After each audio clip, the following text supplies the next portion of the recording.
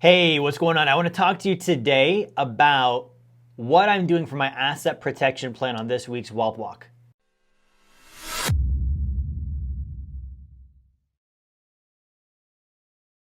Hey, what's going on, guys? Jerry Fetta, CEO, founder of Wealth Dynamics. I'm going to share with you, like I said, what I'm doing for my asset protection plan on this week's Wealth Walk. So on my financial blueprint, this is the step I'm on, is updating my estate plan, and I'm getting ready to do another round of sacred accounts. I'm getting ready to do some more investing, right?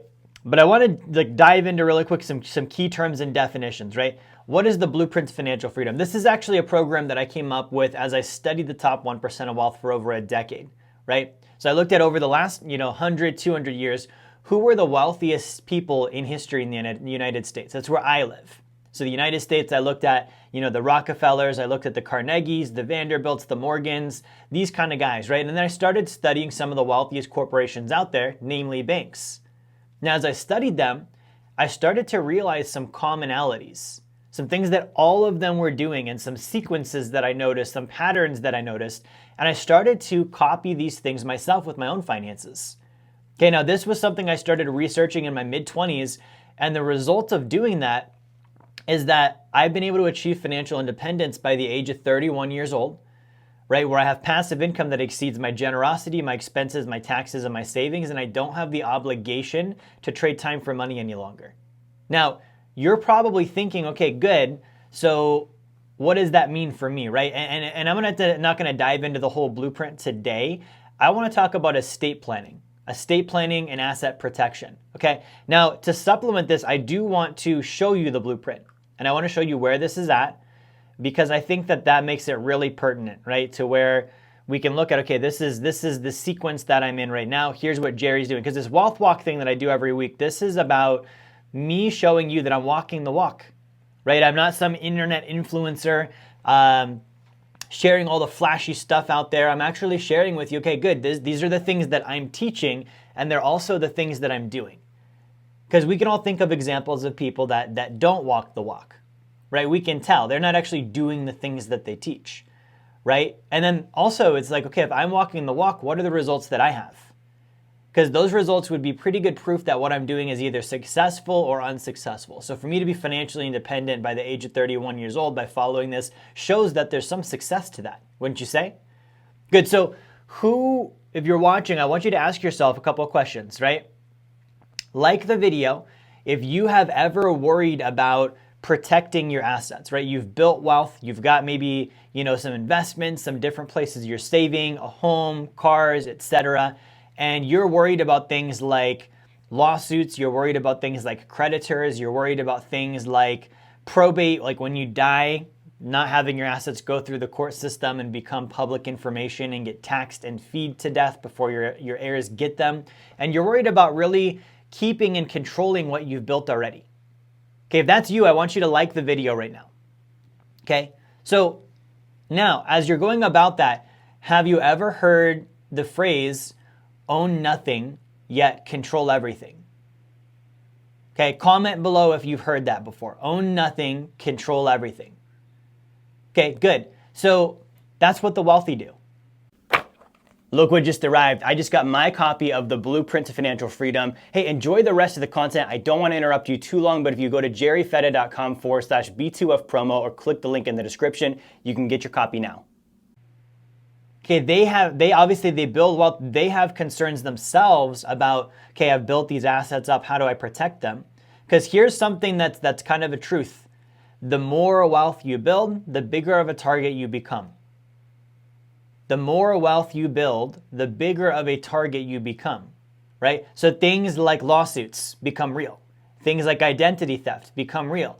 Things like a legal attack become real, right? Things like creditors, if you're doing a lot of debt-based investing, that becomes real, right? Business risks, that becomes a real thing too. So you're expanding your assets. You're also expanding with each asset a certain amount of risk that goes with it. Okay, then there's the ultimate risk, which is legacy, longevity risk, right? Most wealth only lasts one generation. Okay, now you get into second generation wealth, that's even fewer. It's not usually going to last to third generation because people don't plan for that, right? So what I want to talk to you about today is first the blueprint, right? So I've gone through, this is the blueprint to financial freedom. We're not going to cover all of this today, but I've gotten to the point of number 16, achieve financial independence, passive income that exceeds generosity plus expenses plus taxes plus savings.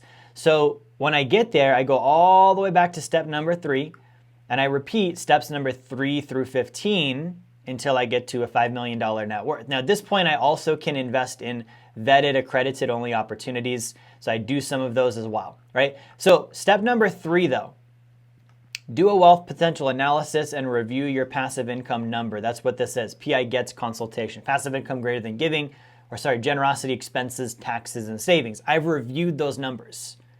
Okay, I've done that. The Big 3 Challenge. This is a program that I go through every 90 days to increase my income, to increase my financial IQ, to increase the amount of money that I can put into an investment. And that's something I'm doing as well. Okay, allocating a percentage of income to pay myself first for my sacred account. I'm doing that as well. Okay, obtaining and funding a sacred account. I just did that. Updating my blueprint progress. Okay, we've done this before on videos. Now I'm on the step of establish and update an estate and asset protection plan. Okay, so let's dive into this. I've established this. I'm updating it now. What is an estate plan? Okay, what is an estate plan? Let's jump into that. I want to go ahead and copy this. Let's move this over to the whiteboard, and I want to share with you guys what my estate plan looks like. Right now, keep in mind, I am not a lawyer. I am a guy that does financial education and training on a YouTube video. So do not watch this video and then say, well, Jerry said to go do blah, and then you go out and try this all by yourself. No, work with a legal professional. So we have a company that we work with our members that does a tremendous job at this. They're also very inexpensive for the value that they're providing. And I want to show you what they're working on with me. Okay, so this is what I am doing currently. And I want to reverse engineer this, right? The first thing I had down here was my business, right? Wealth Dynamics, WDX.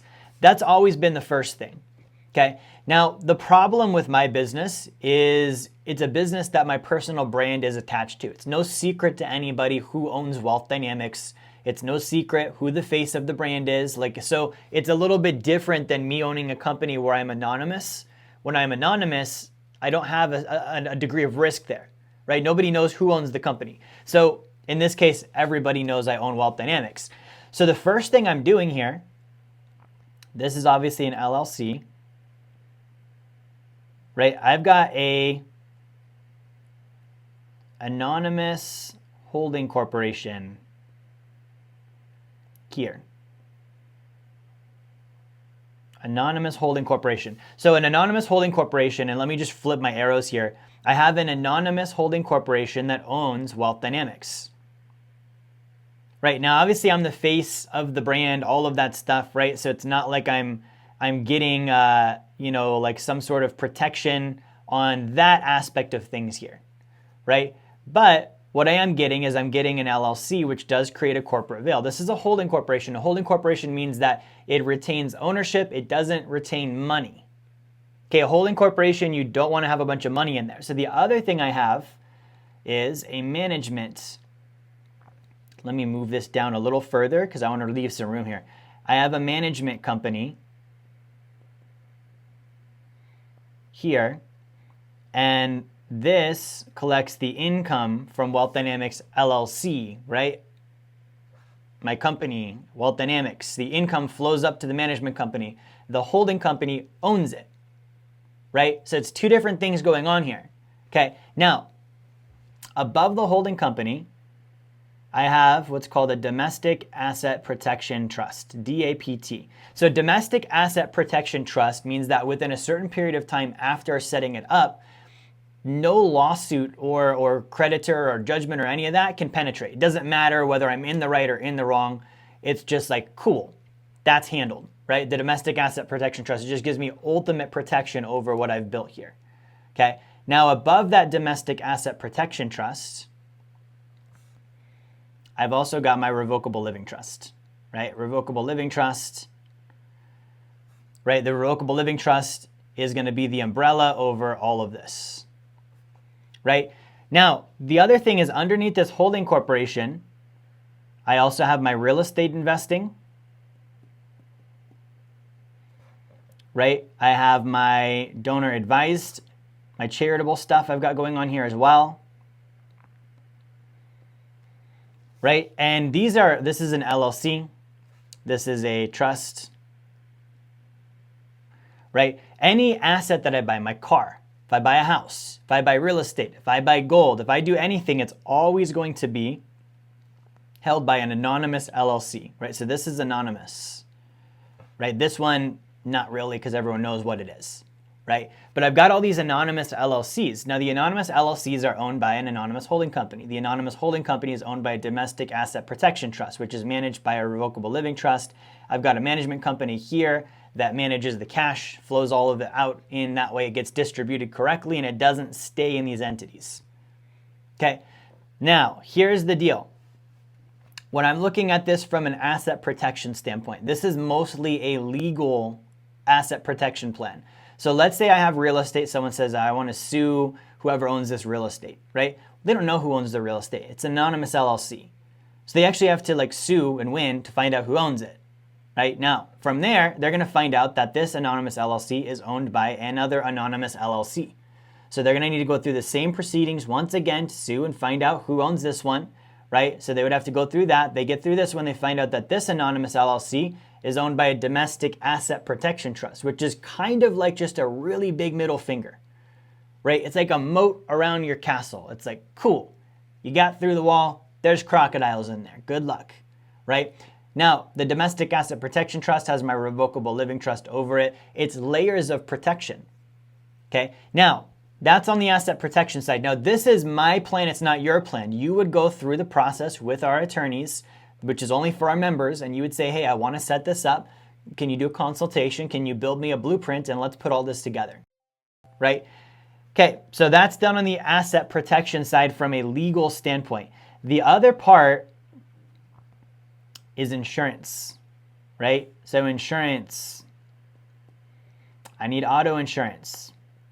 I need health insurance, okay? I don't need disability insurance because I'm financially independent. If I get disabled, it doesn't affect my income one way or the next, right? I need errors and emissions insurance on my business.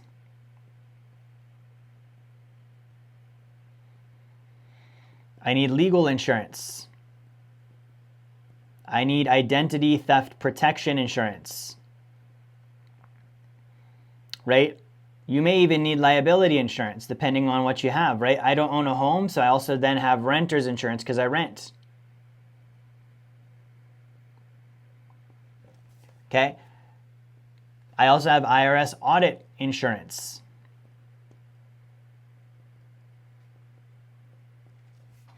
So these are things that are going to kick in if something doesn't apply to my legal setup, my structure.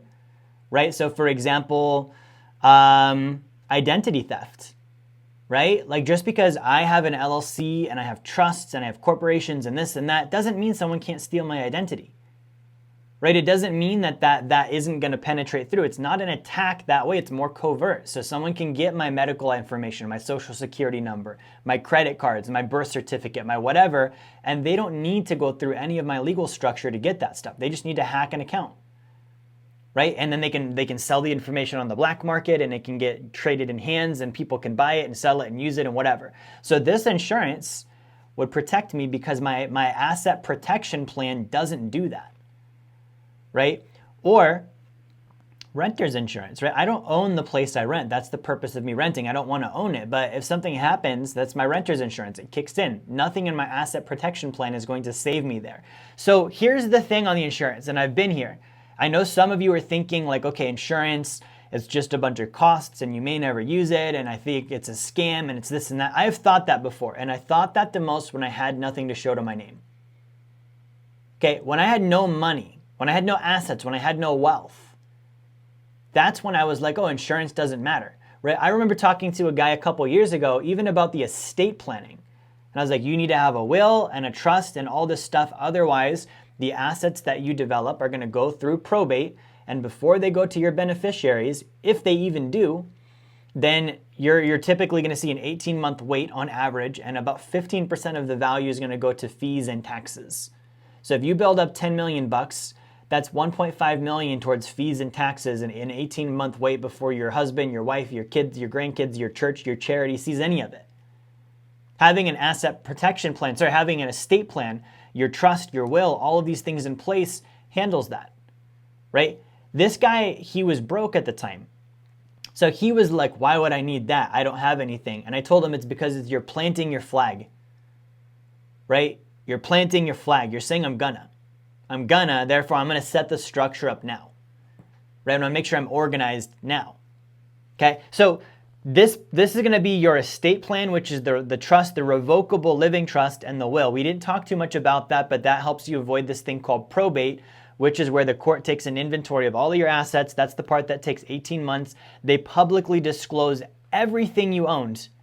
It all goes on a website. Everyone can see it, right? If you don't have a will, they pick who gets your stuff. They're going to decide based on state laws who gets your stuff. If you have a will, they're going to go through and they're going to look at the will and look at the stuff and then publicly disclose all the stuff before they finally distribute it based on the will. Now, if you have a trust, you avoid the whole thing because you own nothing. You just control everything. So when you die, you don't have a bunch of stuff that goes through probate because your trust didn't die. See what I mean? Now, if you really want to get fancy with this, like if you want to, and I don't even have this on my trust at this point, you can do what's called a dynasty trust. Okay, a dynasty trust allows you to set up a trust that lasts 300 or more years in most cases. Meaning your trust goes generation to generation to generation to generation to generation. Most trusts are only going to last one generation. So if you want to really control the legacy, you would have a dynasty trust with a revocable living trust. You could have a domestic asset protection trust in there too to make sure things are very secure and safe. And that would probably be, a pretty safe bet that the legacy you're building is going to last the way you want it to. Okay. Now, if you're just starting out, what do you need? Let's bring this into action. You definitely need one revocable living trust. You definitely need at least one holding company. You definitely need a will. You need a living will. You need your healthcare power of attorneys, your financial power of attorneys, all the stuff that you would need if you got sick, incapacitated, or died. Okay. You need your insurances too. The ID theft, the legal, all that stuff. Okay. That's for anyone, whether you're starting or not, right? Brand new or experienced. Now, if you've got assets, then you might add in more holding companies. You might add in more LLCs, right? If you're like me, where your name is out there, or you just want extra protection, you would add in the domestic asset protection trust. Okay, if you have a legacy you're trying to carry on, you would add in a dynasty trust. But this would be the purpose of doing a consultation with a legal team and saying, hey, this is what I have. What do you recommend? Right, and then they'll go through and set all this up. So our members get this. Unfortunately, because I'm not a lawyer, I just work with a great legal team on my stuff. I can't help you personally. You need to be a member of Wealth Dynamics. From there, we can hook you up with our people and you can get the benefits on that. Guys, that's all I got for today. Thank you for checking out this week's Wealth Walk. I hope it's been interesting for you to see what I'm doing with my estate plan and with my legal protection plan, my asset protection plan. Until next time, see you then. I want to thank you for watching my video. If you learned something from this, if it was value to you, what I'd like to do is I'd actually like to give you a free copy of my book, Blueprints Financial Freedom. This is perfect for those that are on my channel learning this stuff and you want to take it to the next level. So if you go to the link jerryfetta.com, just my first and last name, jerryfetta.com/B2F promo, or click the link in the description, grab a free copy. We'll send it out to you. Can't wait to get you a copy in your hands.